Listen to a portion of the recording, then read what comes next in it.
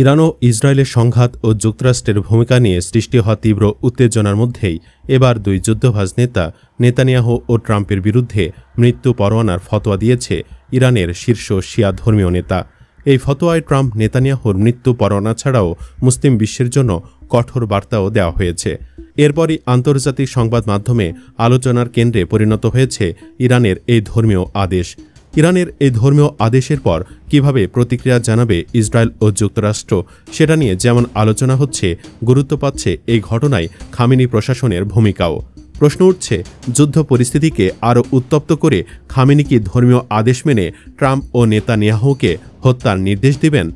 Iran ইন্টারন্যাশনালের এক খবরে জানানো হয়েছে, ইরানে হামলা ও শীর্ষ কর্মকর্তা ও পরমাণু বিজ্ঞানীদের হত্যার ঘটনায় যুক্তরাষ্ট্রের প্রেসিডেন্ট ডোনাল্ড ট্রাম্প এবং ইসরায়েলের প্রধানমন্ত্রী নেতানিয়াহুর বিরুদ্ধে একটি ধর্মীয় আদেশ জারি করেছেন ইরানের শীর্ষ শিয়া ধর্মীয় নেতা আয়াতুল্লাহ নাসের মাকারেম শিরাজি।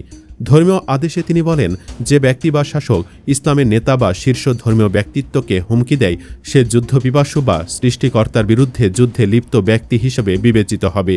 ইরানি আইন অনুযায়ী যারা সৃষ্টিকর্তার বিরুদ্ধে যুদ্ধ করে তাদের শাস্তি হতে পারে মৃত্যুদণ্ড, শূলবিদ্ধকরণ, অঙ্গচ্ছেদ অথবা নির্বাসন। সিরাজির সেই ধর্মীয় আদেশে আরও জানানো হয়েছে, আরও বলা হয়েছে, এই শত্রুদের সঙ্গে মুসলিম বা কোনো ইসলামী রাষ্ট্রের পক্ষ থেকে যে কোনো ধরনের সহযোগিতা বা সমর্থন অবৈধ এবং নিষিদ্ধ। সকল মুসলমানের উচিত এই শত্রুদের কথাবার্তা ও কাজের জন্য তাদেরকে অনুতপ্ত করা। বিশ্বের সব মুসলমানের প্রতি আহ্বান জানিয়ে সিরাজি বলেন, যেন তারা ওই দুই নেতার বিরুদ্ধে ঐক্যবদ্ধ হয়ে কাজ করে, কারণ তারা ইসলামী প্রজাতন্ত্রের নেতৃত্বকে হুমকি দিয়েছে। 13 জুন থেকে টানা 12 দিনের এক রক্তক্ষয়ী সংঘর্ষ শুরু করে ইরান ও ইসরায়েল। ইরানে বোমা হামলা চালিয়ে দেশটির শীর্ষ সামরিক কর্মকর্তা ও পারমাণবিক বিজ্ঞানীদের হত্যা করে ইসরায়েল। এর জবাবে তেহরান ইসরায়েলের শহরগুলোতে পাল্টা ক্ষেপণাস্ত্র হামলা চালায়। এই সংঘর্ষ চূড়ান্ত রূপ নেয় যখন ইসরায়েলের সঙ্গে মিলে ইরানের 3টি পারমাণবিক স্থাপনায় হামলা চালায় যুক্তরাষ্ট্র। এর প্রতিক্রিয়ায় ইরান কাতারে অবস্থিত একটি মার্কিন সেনা ঘাঁটিতে হামলা করে।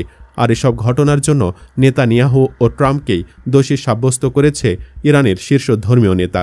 কিন্তু প্রশ্ন হচ্ছে, ইরানের সরকার তথা খামেনি প্রশাসন কি ধর্মীয় এই আদেশ মানতে বাধ্য? ধর্মীয় আদেশ হল ইসলামী আইনের একটি ব্যাখ্যা, যা একজন শীর্ষ পর্যায়ের ধর্মীয় নেতা জারি করেন। ইতিহাস বলছে, এর আগেও বেশ কয়েকটি আলোচিত ধর্মীয় আদেশ জারি করেছিল ইরান। রাষ্ট্রীয়ভাবে প্রকাশ্যে কিছু স্বীকার না করলেও সেই আদেশগুলোর পরিণতি ছিল ভয়াবহ। অনেককে জীবনও দিতে হয়েছে ইরানের ধর্মীয় আদেশের কারণে। যদিও ট্রাম্প কিংবা নেতানিয়াহুকে সেরকম পরিণতি ভোগ করানো ইরানের জন্য কঠিন বলে মনে করছে বিশ্লেষকরা।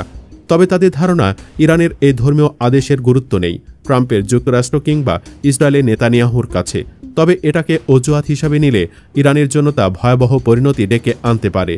তবে সেটা তখনই সম্ভব হবে যখন খামেনি প্রশাসন ধর্মীয় আদেশ নিয়ে প্রকাশ্য অবস্থান নিবে। খামেনি কোন পথে হাঁটে সেটাই ঠিক করে দিবে ইরানের ধর্মীয় এই আদেশের ফল কী হবে। ধন্যবাদ।